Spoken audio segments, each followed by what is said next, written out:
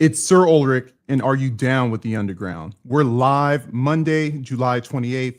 The Bitcoin price is 117,454 at the time of this recording. And due to time constraints, my partner Phil is not able to join us. So I alone have the honor of bringing you a very special guest, the author of The Price of Tomorrow, co-founder of Ego Death Capital, most importantly, with all sincerity, a Bitcoiner. Jeff Booth, thank you for joining the Pleb Underground. We're thrilled to have you. How are you today? So good to see you. Really good, thanks. Right on, man. I appreciate it. Again, we talked last year. You were very gracious of giving me an interview that time, and looking forward to having this time with you right now. But before we get to saving the world with Bitcoin, I gotta ask, in a strange supernatural scenario, your life is normal, except you have to give up one activity for an entire Bitcoin cycle: playing the guitar or skiing. Which one are you giving up and why? I have to, because I don't want to give up either. You're going to have to. That's the rules. I don't make them. Oh my God. Skiing. Skiing? Yeah. You give up skiing? I love skiing, but I can play guitar all year round, and I can't ski all year round. Well said. Well said. And I if I had to give up snowboarding and basketball, I would have to say that ball is life, or as Sean Harris says, basketball is everything. So I'd have to give up snowboarding myself. But anyways, I value your time. I value the audience's time. Let's start off by talking about the Ego Death Fund, Fund 2. It's 100 million total, $3 to $8 million deals targeting companies that build on Bitcoin's application layer, like Lightning, Fediment, and discrete log contracts. I like those. And so Fund 2, you guys already have 3 companies invested in them. And correct me if I'm wrong with all the information I have, but I want to target Roxom first. And it seems to be satisfying the Bitcoin standard unit of account for financial markets. People with Bitcoin can invest in normal things that we would invest in fiat markets. So at first glance, my opinion, Ser Ulric here, I got to say it's too early. So what do you see in Roxom that convinces you now that the timing now is actually right for them? So maybe I'll start. Most people know my thesis and the Ego Death thesis that we're building onto Bitcoin, accelerating the ecosystem and accelerating companies that are building into an honest world. Let's say on top of this. So now where would that fit in? And so the founder of Roxom is actually from Venezuela. And he came up with an interesting thing that is actually the same thing that we talk about at Ego Death. And he said, if you go back in Venezuela and you realize what people did with the US dollar, and they knew that the Venezuelan currency was going to collapse, many of those just held US dollars. But the smartest people built US denominated companies that were building value in US dollars. And so there's a whole bunch of people today just holding Bitcoin, and they'll do okay, right? As it reprices the world. But the smartest people are actually building accrual engines of a bit more Bitcoin. And so his idea in building an accrual engine of more Bitcoin is the new stock markets won't be built on fiat rails. They won't be built on Tether. They won't be built on all these stable coins, but most people think they are. They'll be built on Bitcoin. And that produces an arbitrage, a way to trade the entire market against Bitcoin, because most people are arbitraging things against a fiat instrument. But if you could essentially create a Bitcoin-backed entire financial market that then looked at Apple and where it was long Bitcoin, you could short Apple while everybody else is buying Apple all around the world on your platform to acquire more Bitcoin, right? You could take the other side of that trade and acquire more Bitcoin. So it's an exchange. It's essentially a new global New York Stock Exchange that allows the entire world to be able to play in all stocks eventually, with the backbone of the entire thing in Bitcoin. Yeah, you have And, to. and sorry, just one more quick thing. Yeah. And venture capital is designed to take bets. Yeah. Right. It's designed to say, if this looks like this, does this founder, does this person have an ability to create a new way of doing things that could accelerate and create enormous value? This is why. So this company already has all the regulatory clarity and approvals to be able to do this. They have the technology built, and the founder is somebody who deeply understands Bitcoin and what it represents and thinks in Bitcoin. We thought this is a good bet. This is one that we're wanting to look at. So it might be early, but you can imagine there's a lot of people around the world that believe that Apple and NVIDIA and all of these are good investments denominated in fiat. And so if you're trading those people into building a Bitcoin exchange and accelerating Bitcoin at the same time, it seems like a pretty good bet. Yeah, I mean, it's amazing. Like, you're literally tearing down the barriers that we do have friction when it comes to investing in companies that are outside of your domain. You know, if you wanted all the ADRs, if you wanted to invest in Metaplanet, you know, it's like it's not a part of our exchange. There's friction there. You're trying to break that down, which is natural with the Bitcoin standard. It's nice to see that you're actually playing out unit of account use cases that no one else is actually talking about. I wanted to talk about some of your other companies that are part of Fund 2. And again, I think these two were already a part of your earlier fund, but Rely and LN Markets, and Yep. generally, not specifically, but they both, you know, Rely is a top of funnel Bitcoin onboarding solution in Europe. LN Markets is futures trading. And of course, we know what Roxom is. Now, can you correct my initial framing of your Fund 2 companies? Because I see this future that you're building through this Fund 2 is hyperfinancialization as much as is hyperbitcoinization based on the companies that you're choosing to fund right away. So again, the connotations hyperbitcoinization, maybe I'm playing with words that make one sound negative and positive, but if you can try to summarize, what's your goal with Fund 2? What's your goal with these companies in terms of how I framed it? Maybe you can correct me. Well, let's take the risk-free rate of capital, assuming Bitcoin stays decentralized and secure against the existing fiat system is, and I've said this many times, is a 45% IRR. That's today's, in other words, if you believe that Bitcoin stays decentralized and secure, and we know for sure it's bounded by energy, it's protocol, it's open, then that is the new risk-free rate of capital. Because it's outside the existing system that most people believe is risk-free, that has inherent risk in, and it's bounded by energy. So now the only caveat to that saying risk-free is the decentralization security. And if you understand how it stays decentralized and secure through this process, then now that becomes your new hurdle rate. But that hurdle rate is against the existing fiat system. So it's actually way higher than that. And the only way to outperform that hurdle rate is to invest in companies that are acquiring more Bitcoin by delivering value in the new ecosystem.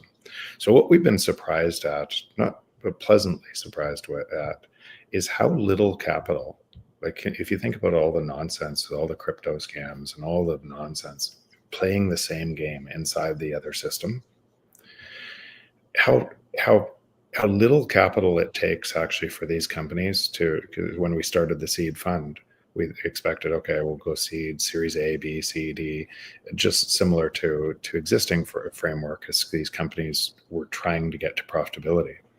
Well, both of those other companies, Relay and LN Markets, as you mentioned, they're already profitable each month, but they're profitable each month in Bitcoin. They're adding to the balance sheet each month.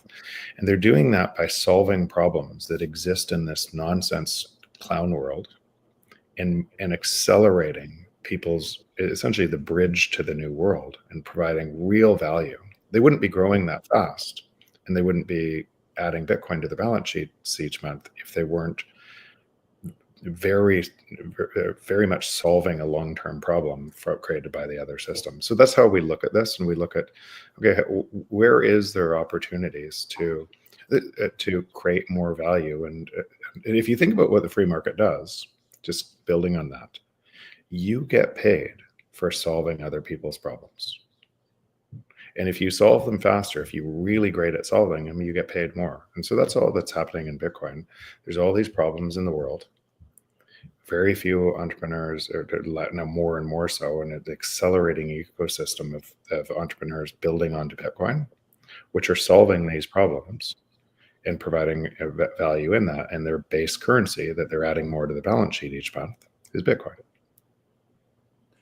Yeah, we're going to have to tug on that string, adding value or creating value for others, because there's something that's happening in our current environment, our current cycle, that I want your opinion on. But first, I still want to focus on Ego Death Capital. Your partner, Lynn Alden, she said, quote, "We're investing in businesses that treat Bitcoin not as a trade, but as infrastructure, something to build on, not bet on." So how is this, Alden, quote, realized in some of your other companies that you're looking at in advancing through Fund 2? If you can say. If you can't, we can move on. Yeah, no, it's very much in line. Like Lynn's the same, Preston's the same, Nico's the same, Andy's the same, I'm the same. We think primarily in terms of Bitcoin. We primarily understand this asset, not asset class, this protocol at a layer that is not deeper. There's other really great venture funds in Bitcoin too, and I don't want to take anything away from them. They're fantastic and they're accelerating this ecosystem. There's also a lot of non-dilutive capital through grants and such in this ecosystem that are fantastic. Founders that I love, people that are running them that I love, that they're all building. We're all stronger together. We're all building inside this. So, but we have made a big bet in forget the fund, all my time extending the ecosystem that I want to live in the future. So and that extension of that, it means it is the first global free market that has ever existed. And so we're building value, hopefully helping entrepreneurs realize their dreams by providing value inside an ecosystem that is a very real win-win-win. The first non-zero sum game that has ever existed in the world, where everybody wins as a result. So yeah, her quote is completely aligned to that. Her quote, "Nothing stops this train from the existing financial system." You could say the same thing on a Bitcoin ecosystem. Nothing stops that train too. Very well said. I want to focus on another. Oh, was that your phone? Yeah, sorry. Last time we had an interview, someone called you during our interview as well. I'm like, man, they can't give me an hour with Jeff Booth. Like, they got to keep on trying to pull you away. It's so funny. Anyways, that's fine. We're live after all, right? You may hear some more. I could, if I ran and grabbed my phone, I could turn it to mute. That's okay. Leave it alone. You said in a 2024 blog post on your Ego Death website, I'm going to quote yourself, "A majority of venture capital still doesn't understand the transformative nature of the Bitcoin protocol, nor how it's emerging in layers." Now, maybe you can explain that disconnect and why it matters to someone with deep pockets looking to invest in something. Because right now, most people are seeing AI, they're seeing VR, at least they were seeing VR 2 years ago. But what are they not seeing that you do? And so only time will tell if I'm right, Yeah. or in this. So maybe they're right. But what I see is there's been a fundamental change. What Bitcoin allowed us to do by acting as nodes, by being able to essentially operate in the honest system, where nobody could stop that. No power, no centralized power of money could stop this from moving. And then the more people that activated into this, they're accelerating that ecosystem. But we've always lived in a zero. When I said we lived in a zero-sum game, let's think about sun never sets on the British Empire. What that means is I put other people into slavery through a war machine, and inside the British Empire at the top, it looks really good. Right? That's what it means. So somebody has to lose for me to win. And if you're inside the country that's winning it for that length of time, it feels okay. If you're at the top of that game that's winning, feels really great, but it's coming from the stealing from other people. Then we've recreated that game over and over. We go to wars to reset the game, and then the new winner creates the game, and that's what it looks like. And we're live. I love it. And that's what it looks like today from the global game of money, with the U.S. as the winner. And if you're at the top of the game in the U.S. system, the winner, and a whole bunch of people that's around the world that's extracted from them. And essentially their inflation rate, their currency devaluation is your win as you become the buyer and they have to be the sellers. And you're constantly becoming, every time their currency rises, it has to be devalued. And that game keeps on playing, and it's breaking. Right now, you can see the war machine amping up and trying to make you believe it's something else, that there's some other person that's creating that. And it's a structural problem that can't be resolved from that system, besides going to war, global reset, killing a whole bunch of people. It just cannot be resolved from a credit-based system. And why? Because a credit-based system loans money into existence. Mathematically, it has to be exponential credit expansion. Has to be. Especially so if the world is actually, if the free market is faster and faster deflation. Because in the free market, you only get paid by producing more value for somebody else. And you compete against what was there before. So us using the things that provide us more value is a part of the thing that accelerates the free market. And the other system has to rise up and consolidate all of that. And it has to convince us there's somebody else to blame from that system. It's a structural problem. And it's always existed, and we always reset it through wars, and then reset it and start it again. Bitcoin resolves that paradox by having a global ledger that can't be manipulated, can't be centralized, can't be controlled. And by doing so, it truly is the first global free market that has ever existed. So if you're measuring in Bitcoin, and you're measuring truly from Bitcoin, you're seeing all prices will fall forever in Bitcoin, under the caveat it stays decentralized and secure. And that and so then you'd say, okay, if that is the caveat, how do I know it'll stay decentralized and secure? And the deeper down that rabbit hole you chase, you realize you're a part of it. You become a part of the actual thing, keeping it decentralized and secure, by running a node, by running an economic node, by investing inside that new global system. And you take agency, and you talk to other people about themselves taking agency, that there is no one else to blame. Like, the more and more you're spending time thinking there's somebody else, you're just wasting your time, where you can just go. You can just move into this new system. So that's a system we're building.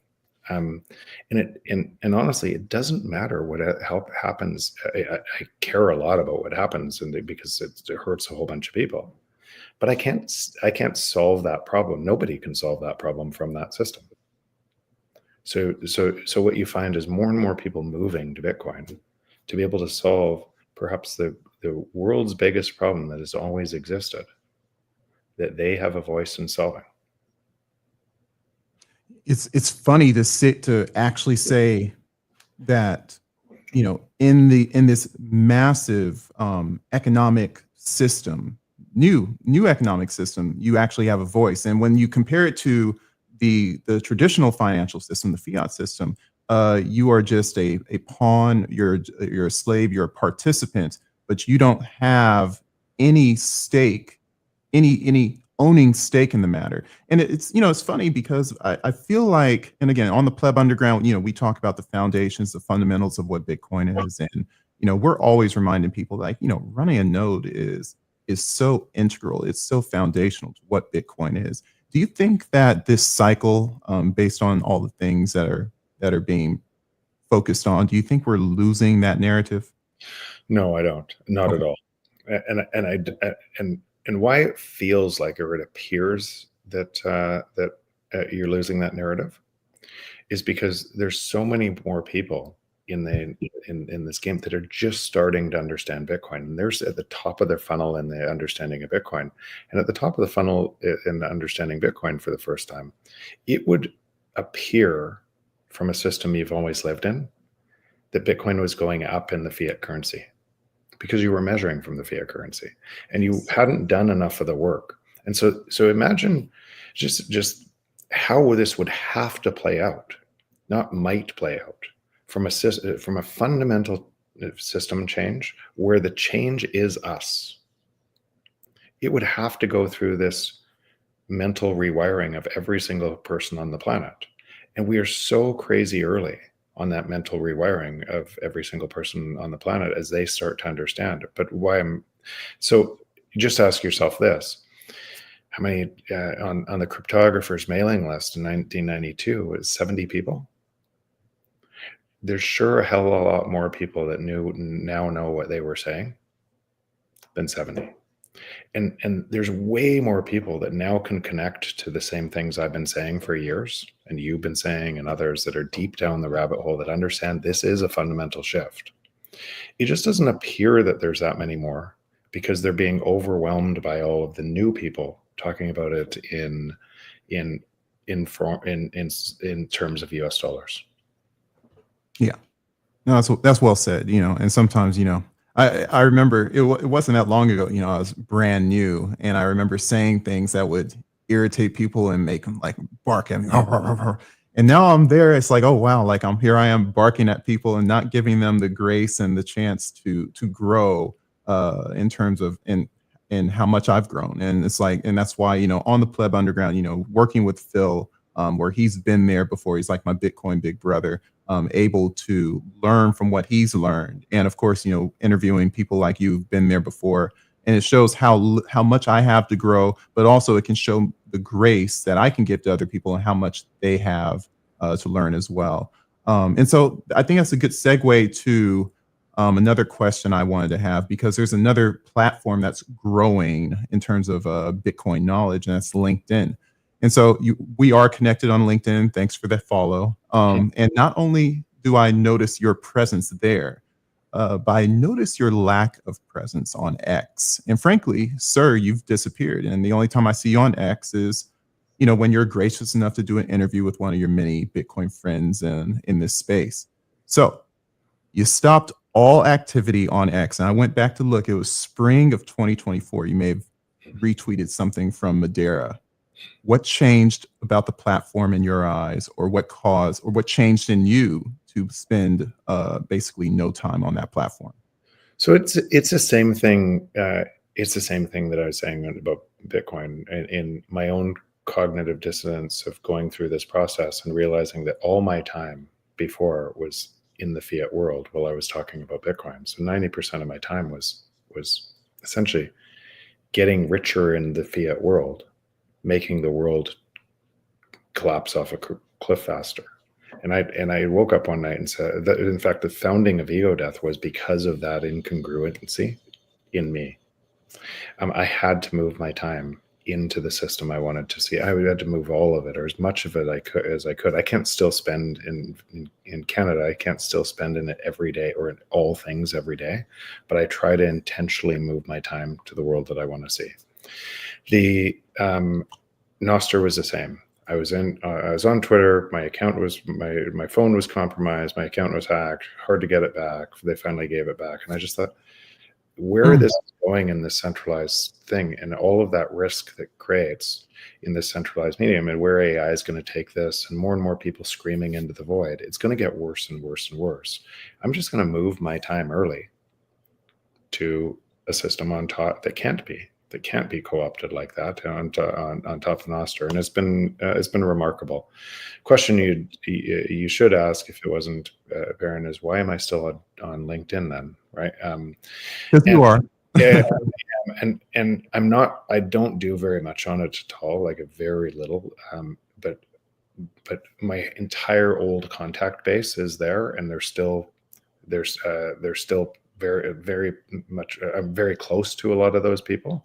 That it's way too far for it to get them to Nostr yet, but I'm trying. Yeah. Right. No, it's interesting. I didn't know you were hacked. Our mutual buddy Lawrence Lepard has been hacked too. Sometimes it seems like he's been hacked 10 times. I'm like, we have to get him on some two-factor authentication really, really fast. So I want to address your most famous theory. And, you know, as an engineer in my day job, which I'm taking off, anyone who's watching me from work, I'm live, guys. But your ability to frame the impact of technology on society, you know, is more than just a cool toy that resonates with most people. It's not just video. It's not just PlayStations and video games. And it's probably the chief reason I started writing about Bitcoin myself. You know, you said technology is deflationary. And over a long enough time horizon, we get it, we understand that.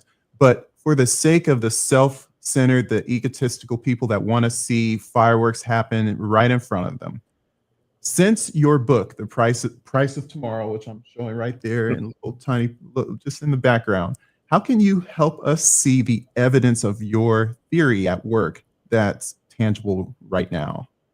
Yeah, this video app we're doing right now, right, is touching way more people than this could have touched 10, 15 years ago. It didn't exist, right, 10, 15 years ago, and it's probably almost free for you. If you wanted extra services and bells and everything else, it might be a little bit of dollars.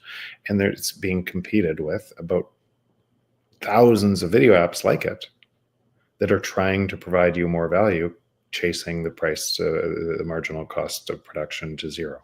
Your calculator, everything on your phone, your TVs, your computers, everything, it operates that way. Most people are measuring, though, that even what we just measured, we're measuring that from the distorted market, meaning all of those things that are deflationary anyways would actually achieve way faster deflation in a free market that wasn't through manipulation of money. So measured against Bitcoin, you will see prices are falling even faster. Right on. I appreciate that. How do I say this? So let me get this other question. I'm sorry. This one's important to me because, and this one may talk about certain perspectives and opinions on what Bitcoin is. So I'm just gonna, you know, spit it out. If Bitcoin is money impossible, is money in every possible way, how do you describe the marketing profile of someone that would deny Bitcoin to be a legitimate medium of exchange? And let me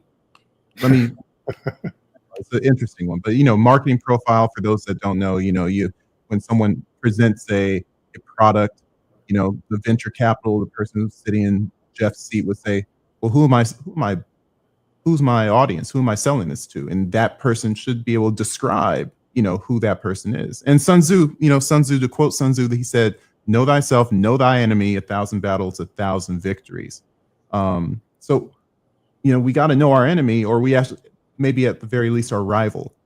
What does that person look like when they say Bitcoin's not a medium of exchange? What's in their heart? I'm not going to speak to anybody else to what they're going to do, but again, when I started from the lens of 5,000 years of training, of understanding a zero-sum game, that means most people wouldn't really get to the bottom of this. What would it look like if something imposed a system that you couldn't cheat?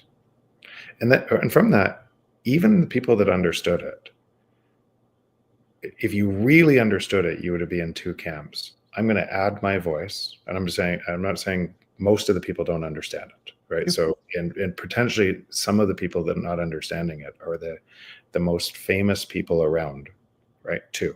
It doesn't mean you can't make a mistake. I could easily make a mistake, but if you really understood it, so forget names and everything else. If you really understand it, you're in one of two camps.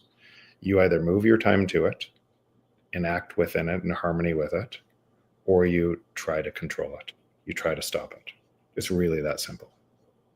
And so I don't want to prejudge anybody, because we won't know until a time comes that somebody is going to say, vote with their node to co-opt it. We don't know. That person might just actually be playing a grand game to be able to accelerate their true Bitcoin faster and everything else. They might be a good actor. We won't know.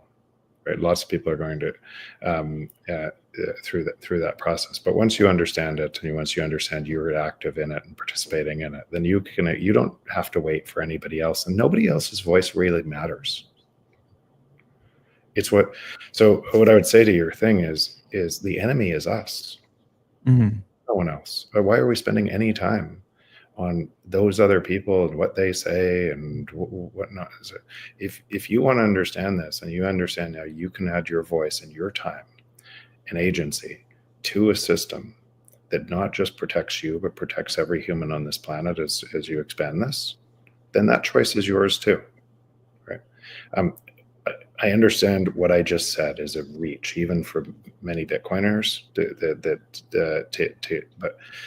But for me, I just think it doesn't matter, right? Nothing like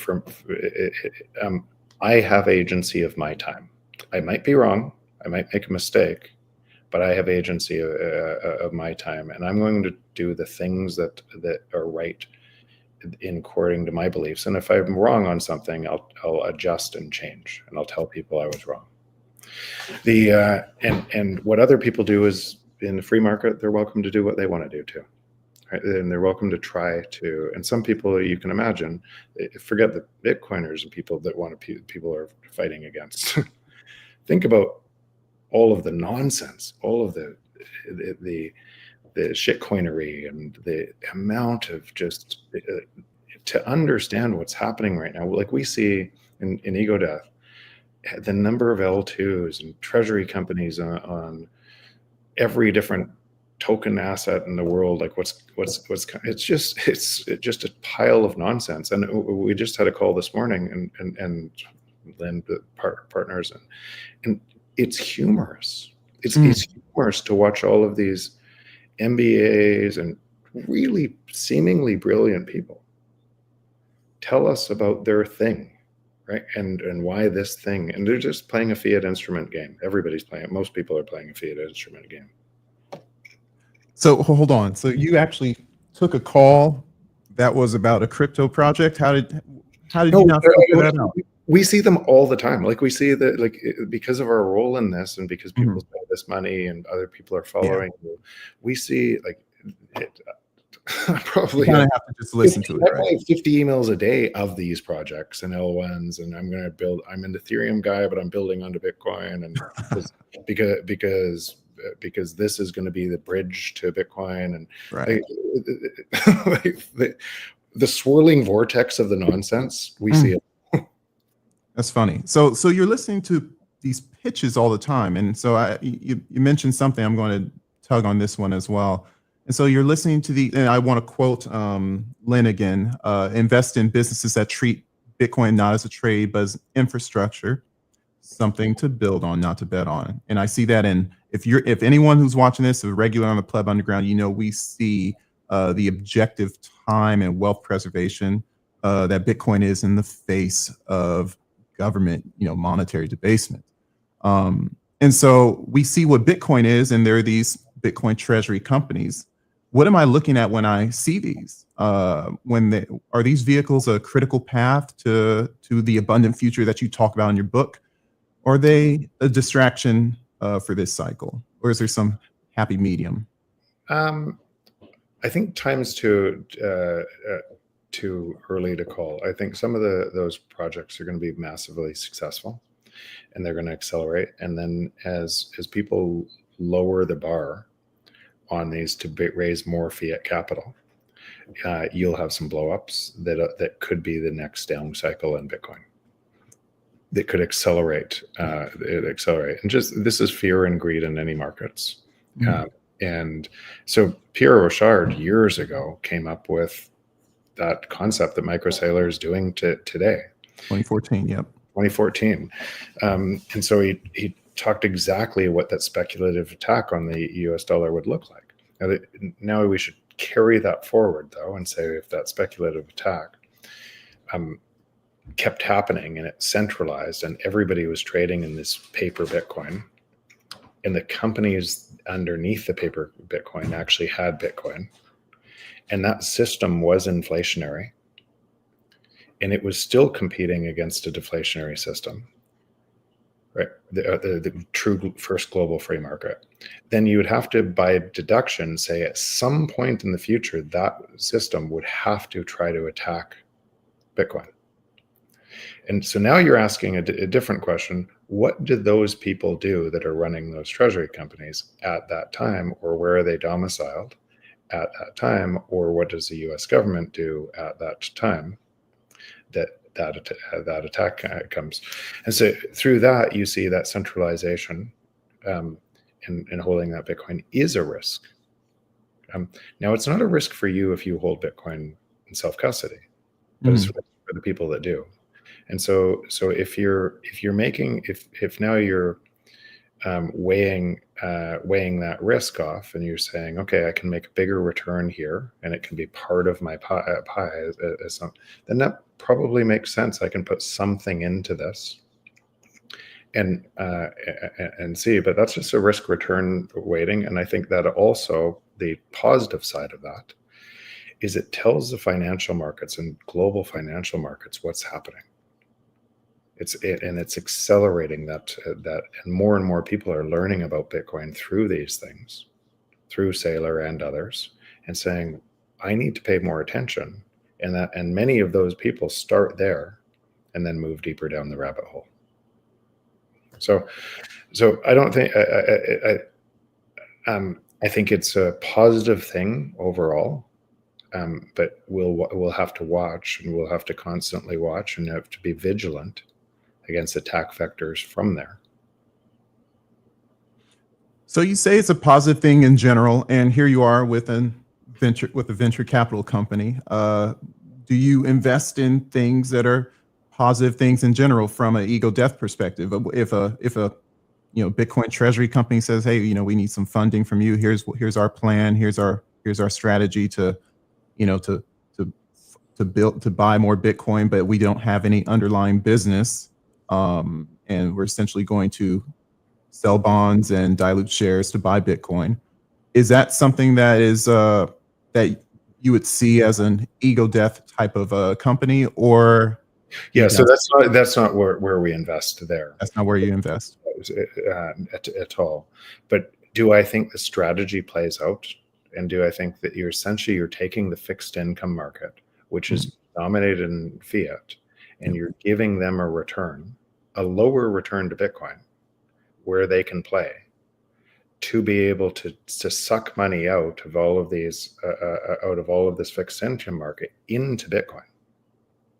So I don't think that's a bad thing. I don't think that's a bad thing at all. When I said that people are actually, then more and more people understand. They start to look at Bitcoin. Yes. And they start to understand, and they might go deeper down the rabbit hole as they go. So now, as a venture fund, that's not a place we would invest. We're building companies on top of Bitcoin. As the treasury companies, though, I don't see it as necessarily a bad thing, as long as they what I'd care about if I was investing in a treasury company, and I own some MicroStrategy. I do too. Yep.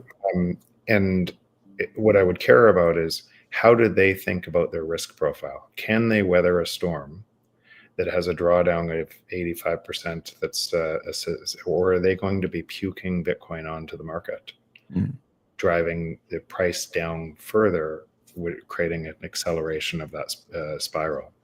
And a bunch of companies are going to get caught there. There is going to be broken bodies on the other side of this, for sure. But some will thrive. Some will pick up those broken bodies and buy all the Bitcoin for a lot cheaper. It's funny. You seem to have a foundational pre-understanding or just a perspective that there will be a drawdown. And a lot of the commentary I've heard this cycle, which is funny because I heard a little bit of last cycle when I was much younger Bitcoin, is this time, say it with me, everyone, this time it's different, you know, and you're laughing, you know, why is this just a part of each cycle's marketing pitch to make sure that people are buying in an irreverent way, in an irresponsible way? Do we need people to buy in an irresponsible way in order to get Bitcoin to 69,000 or 200,000, wherever it's going? What's the need for this time it's different? Because that's a lot of the premise for selling the value proposition of these treasury companies that are coming around generally towards what we see as the end of the cycle, or the peak of the cycle, if you will. Why do we need to say this time it's different? Animal spirits, fear and greed, period. We have a transition, an epic transition. When I say that the natural state of the free market is deflation, and people, okay, they keep repeating it, think of the magnitude of what that means. It means nobody has a reference frame of that because we've never lived in one. Never, right? We've never lived in a global free market. So you don't have a reference frame. Think of how many other things that reference frame touches all your political ideas. Every single politician, every single idea of what capitalism was or socialism was or anything else is stuck in that other reference frame. You don't have a word to describe what this means. It touches everything. It has to touch everything, because when you ask what is money, money is an abstract concept for our time and trade between us. So if we've never had an unobstructed, an unmanipulated thing about what money is, we don't actually have, why it's so hard to understand this until you really understand what Bitcoin is we insert money for a belief system that is tied to all of the other things that are happening in the world. We're trying to integrate Bitcoin into that belief system instead of holding it outside of it. Holding it outside of it, you see, all of these things are logical. They're just completely logical. They will happen for sure. And all of the other things are logical too.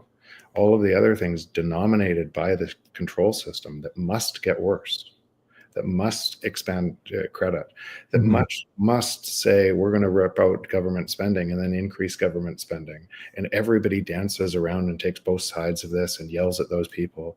It must, mathematically, it must. All of the things from both systems are perfectly easy to see, because, but when I say perfectly easy to see, once you understand what Bitcoin is, and it changes an idea about what money has always been, what it is. It's an abstract concept for trade. The free market is crazy simple, meaning economics is crazy simple. It is the trade between you and me. The output of the trade between you and me, because it's a competitive dynamic process where everybody has ideas trying to create more value for us, has to be deflation, because we use the things that provide more value to us. That is all economics is. You could explain it to a 5-year-old. That means every other representation of what economics is out of that control system. Mm-hmm. And so these concepts, why these concepts are so hard to rationalize for our brain, is we're trying to pull one thing into the other thing and make them congruent, and they're not. They're opposite systems. These are opposite systems. One is slowly, in a very slow line, dying away, and the other one is growing exponentially. And you talk about the law of exponentiality in your books. You always talk about this in many podcasts. And so, from a long-term perspective, we kind of want to talk a little bit about price, especially since we're almost out of time. And I don't want to talk about near-term price predictions. I think everyone can throw darts at the wall and someone's going to be right. But I do want to focus on, let's just say we both agree that a drawdown is going to happen. But goodness, what happens after that drawdown? What happens after there's another halving? What happens in 2029? Where are we going from this perspective? It's repricing everything in the world, period. It doesn't matter if you had a deflationary collapse if somehow all the world governments said, we're not going to debase your currency, the only reason prices rise is debasing currency. Period. If governments didn't debase your currency, you would have a deflationary collapse. And that deflationary collapse would leave one thing standing, Bitcoin. And everything would still fall relative to it forever. So each time you reference the price of this nonsense system, you reinforce the bias of what is it going in the nonsense system. Right. So sometimes I've said, take $900 trillion, the entire asset base of the world, and divide it by 21 million to get relative purchasing power today of Bitcoin, which is 43 million. I didn't say the price. I said the relative purchasing power. Yeah. But then you would have to then you'd have to add the other side of that, which is that relative purchasing power, if you lived in a free market, would increase every year forever. So when we're talking about price and $120,000, $150,000, it's just like I know it gets a lot of people talking about what your prediction is, what somebody else predicted, and that's where most people are today. It's just it's lost on me, quite honestly. I appreciate that. 43 million purchasing power. If you just capture all the value that we have in the assets of the world today, and we focus on the apex money that we have in the world, which is Bitcoin.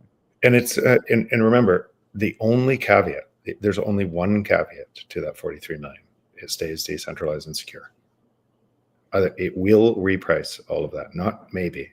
It will for sure reprice everything if it stays decentralized and secure. So now your time should go into, can it stay decentralized and secure? What can I do to make sure it does? I'm in that work. And once you do that, you start to realize, okay, I'm going to run a node. I'm going to spend more time in this ecosystem. I'm going to help others understand this. You start to move your time to ensuring it stays decentralized and secure. And you're vigilant against all the attacks you know that are coming to try to break that. Jeff, thank you very much for that. Thank you very much for your time. We know that you're busy, and we want to we have to let you go. And so anyways, to the audience, I want to thank you for your time. If you enjoyed this, be sure to like, comment, subscribe to catch more of our content. Check us out on audio only platforms like Apple Podcasts and Spotify. And if you'd like to stream us sats, check us out on Fountain FM. Jeff, it's been an honor. Thank you very much. And I hope to see you on the Pleb Underground again. Great seeing you. Thanks. Take care, everyone. I hope you enjoyed it.